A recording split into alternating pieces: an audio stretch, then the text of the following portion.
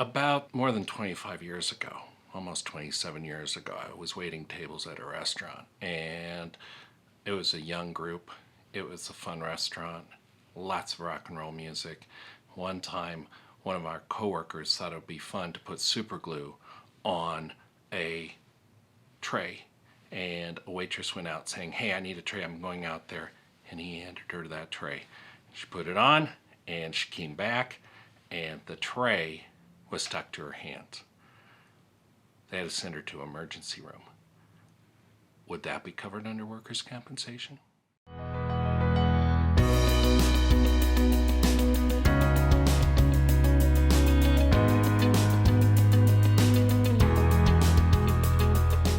Hi, my name is Britton Morrell. I'm an attorney with Kaplan Morrell. We are a Colorado law firm that has helped injured workers and their families get the benefits they deserve since 1997. And if this video is helpful to you, please like and subscribe. And if you have any questions, please put them down in the comments and I will be happy to answer them.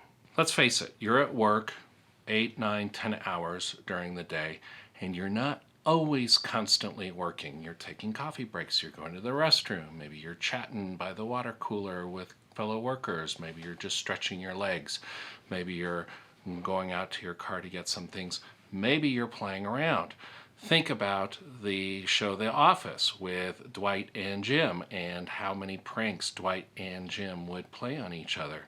What happens if you're at work? You're fooling around or a coworker's fooling around and you get injured. Is that covered under workers' compensation? That's what we're going to talk about. The general rule is no, you're not covered unless you can show these 4 things the court requires, and we're going to talk about that.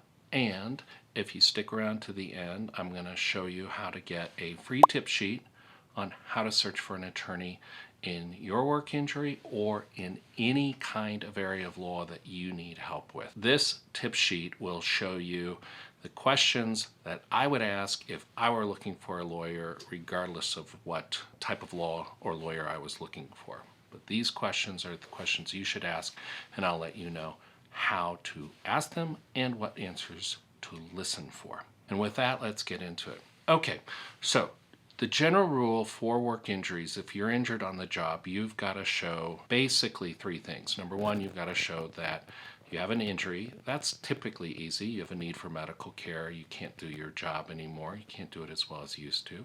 Number 2, that something occurred at work to do it. It wasn't just something where you fell asleep or you fainted. And then the last thing you have to show is that your injury arises out of your employment. So what does arise out of mean? It means that if you're injured on the job, you have to show that you are engaged in some activity that benefits the employer. There's a special exception for what is called horseplay. So now, what is horseplay? Horseplay is not you need to go to the restroom. Horseplay is not you need to go get a snack or go get lunch, etc. That's not horseplay. Horseplay is what you think about it. You're joking around with your fellow employees or with other people at the work, and you're not doing anything that's in your job description, and something goes wrong. One of the cases I had was an A&W employee who was trying out a bicycle from a coworker in the parking lot, and he popped his knee, crashed the bike, popped his knee in the parking lot, and question was, is that related? And answer is always, it depends. But there is a case called Lori's Dining, which talks about what are the 4 things courts need to look at to decide whether or not an injury that occurs during work, at work, but due to horseplay, is going to be covered. And let's talk about those 4 things. Understand, typically, under horseplay, the general rule is no, it isn't covered. If you get injured, it's not covered unless you can show a number of things. So number 1 is the courts are going to look at to what extent was this an isolated event, or was it something that was regular part of employment? So if you think back to the example I gave you between Jim and Dwight, okay, at the office, and all the pranks that they played on each other, it was a regular part of what they were doing. And the fact that it was regular also meant their supervisor at that time, Michael Scott, knew about it and tolerated it. So if you can show that the horseplay is something that is going on as a regular part of work and that the supervisors, bosses knew about it and they tolerated it, then it's going to be considered a regular part of the job, and if so, could be considered compensable, meaning covered under workers' compensation. Judges are going to look at these four things. Number one is, how serious was the deviation? In other words, was this horseplay that took place right there on the premises? And was it just a brief thing? It was a few moments out of otherwise busy day? Or is it something where you left the grounds, the people left and went across the street or went, outside of the property of the business? The greater the deviation, the greater the departure from work, the more likely that the horseplay will be considered outside the accepted regular part of employment. Number two, courts are going to look at to see, was the horseplay part of the job, intermingled with the job? So the example I gave you, where a worker said, hey, I need a tray, and handed her the tray. It's part of the work. They were still doing things.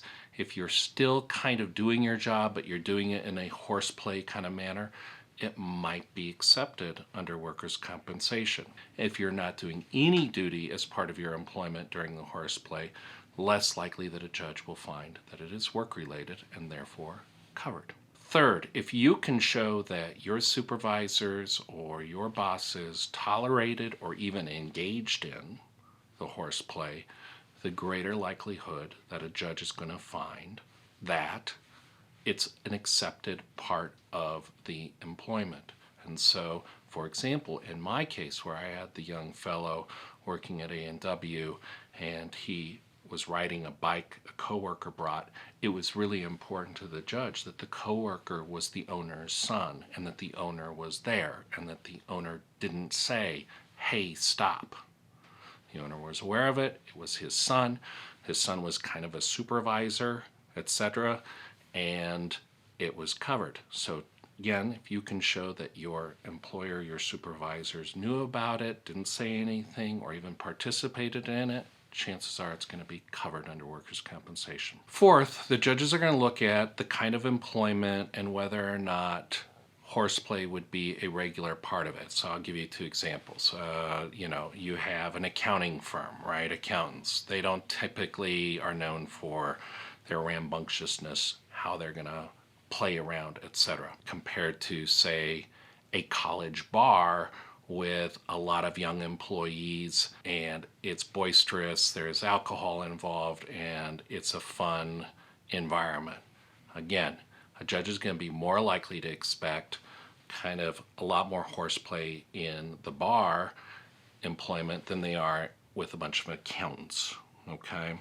So the type of employment, if your type of employment is kind of a joking around and etc., and that's the nature of your position, your job, or of your company, or even your industry, chances are if you get injured in something like that, it's going to be covered under workers' compensation. As you can tell, this is a very complicated, fact-dependent situation, and that's why it's critical for you to get a good lawyer. And how do you search for a lawyer? Well, if you text us at 970-356-9898, I'm going to send to you this tip sheet, which is how to hire an attorney. And it's going to give you the questions that I would ask an attorney if I was looking to hire an attorney.